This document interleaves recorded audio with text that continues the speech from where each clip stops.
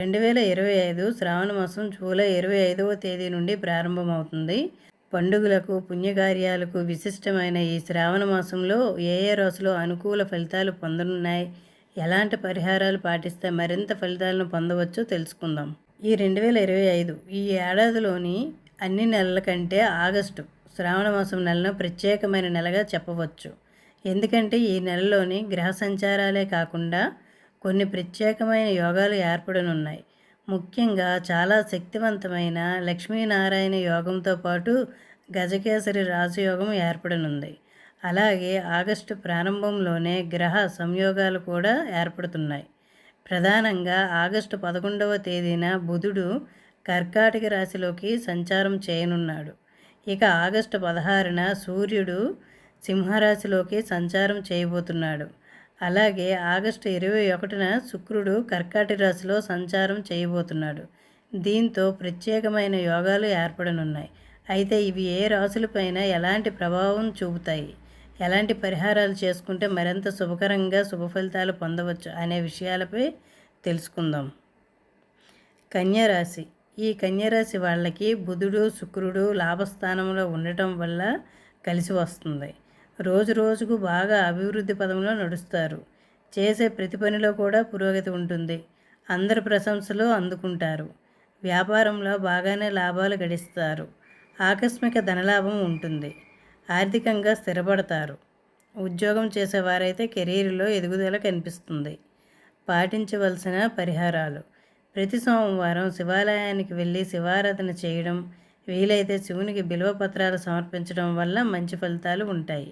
ఇక కన్యారాశి వారికి అధిపతి బుధుడు కాబట్టి పనుల్లో విజయం సాధించడానికి ప్రతి బుధవారము గణపతి పూజ చేయండి. వినాయకుడికి గరిక, లడ్డూలు సమర్పించడము శుభ ఫలితాలు ఇస్తుంది. ఇక రోజు వీలైనప్పుడు ఓం నమః శివాయ లేదా ఓం బుధాయ నమః అని జపించడము ఇది మీలో సానుకూల శక్తిని తెస్తుంది. ఈ రాశి వారికి శుక్రుడు, బృహస్పతి స్థానం లాభిస్తుంది. శ్రావణ మాసంలో వీళ్ళ ఆదాయం పెరుగుతుంది.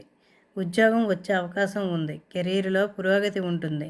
ప్రయాణాలు అనుకూలిస్తాయి. వృత్తి వ్యాపారాలలో బాగా కలిసి వస్తుంది. పూర్వీకుల ఆస్తి కూడా కలిసి వచ్చే అవకాశం ఉంటుంది. పాటించవలసిన పరిహారాలు: సోమవారం శివారాధన ఎంతో మేలు చేస్తుంది. వీలైనన్ని సార్లు ఓం నమః శివాయ జపించండి. శివునికి బిల్వపత్రాలు సమర్పించడం ద్వారా చిన్న చిన్న కష్టాలు పోతాయి. అలాగే వీలైతే సోమవారం ఉపవాసం ఉండి సాయంత్రం పూట శివాలయంలో దీపం పెట్టడము శుభ ఫలితాలను ఇస్తుంది. పేదలకు అన్నదానము, వస్త్రదానము కూడా మంచి ఫలితాన్ని ఇస్తుంది. మేషరాశి.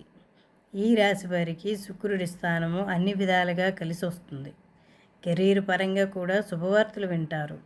నిరుద్యోగులకు ఆశాజనకంగా ఉంటుంది. పెళ్లి కాని వారికి వివాహం కుదిరే అవకాశం ఉంటుంది. పిల్లలు లేని దంపతులకు సంతాన ప్రాప్తి కలిగే అవకాశం ఉంటుంది. ఇక ఆర్థికంగా కూడా బాగుంటుంది. పాటించవలసిన పరిహారాలు: వీళ్ళు కూడా సోమవారం శివారాధన చేయడం, ఓం నమః శివాయ మంత్రాన్ని జపించడం లాభిస్తుంది. శివుడికి అభిషేకం చేస్తే చాలా మంచిది. అలాగే మేషరాశి అధిపతి కుజుడు కాబట్టి ఎర్రటి రంగు కలిసి వస్తుంది. శివుడికి ఎర్ర రంగు పుష్పాలు సమర్పించడం శుభ ఫలితాలను ఇస్తుంది. కాబట్టి శివుడికి ఎర్ర రంగు పుష్పాలు సమర్పించడము శుభ ఫలితాలను ఇస్తుంది. ఈ శ్రావణ మాసంలో శివుడితో పాటు ఆంజనేయ స్వామిని పూజించడం కూడా విశేష ఫలితాలు ఉంటాయి. పేదలకు ఎర్ర రంగు వస్త్రాలు దానం చేయటం మంచిది. ఈ రాశి వారికి అధిపతి శుక్రుడు. అంతేకాకుండా గురుడు, శని కూడా శుభస్థానాల్లో ఉండటంతో ఈ రాశి వారికి కనకవర్షం కురిసే అవకాశం ఉంటుంది. ఆగస్టు 23 వరకు వీళ్లకు అన్ని విధాలా బాగుంటుంది. రాహువు కూడా సహాయపడుతుంది. ఆర్థికంగా బాగా వృద్ధి కనిపిస్తుంది. వ్యాపారాల్లో మంచి లాభాలు వచ్చే అవకాశం ఉంటుంది. పాటించవలసిన పరిహారాలు: ఈ రాశి వాళ్ళు సోమవారం శివారాధన, ఓం నమః శివాయ నామం జపించడం చాలా మంచి ఫలితాలను ఇస్తుంది.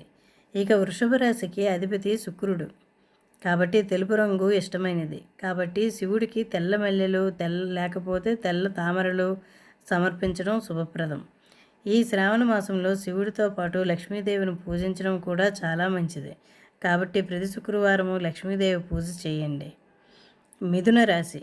ఈ రాశి వారికి బుధ, గురు స్థానాలు బలంగా ఉండటం కారణంగా శ్రావణ మాసంలో వీళ్ళు అనుకున్న పని చేసి సాధిస్తారు. సంపద కూడా బాగా పెరుగుతుంది. డబ్బును బాగా పొదుపు చేస్తారు. వృత్తి, ఉద్యోగం, వ్యాపారంలో బాగా కలిసి వస్తుంది. ఆర్థిక సమస్యలు తొలగిపోతాయి. కెరీర్ పరంగా కూడా బాగుంటుంది. పాటించవలసిన పరిహారాలు: వీళ్ళు కూడా సోమవారం శివారాధన చేయటం వల్ల శుభ ఫలితాలు పొందుతారు. అలాగే మిథున రాశికి అధిపతి బుధుడు కాబట్టి గణపతి పూజ చేయటము మంచి ఫలితాలను ఇస్తుంది. ఈ శ్రావణ మాసంలో శివారాధనతో పాటు వినాయకుడిని పూజించడం వల్ల శుభ ఫలితాలు పొందుతారు. అలాగే తులసి మొక్కకు దీపం పెట్టి పూజించడం కూడా మంచిది. ఇక పేదలకు ఆహారము, వస్త్రదానము చేయటం వల్ల పుణ్యం కలుగుతుంది.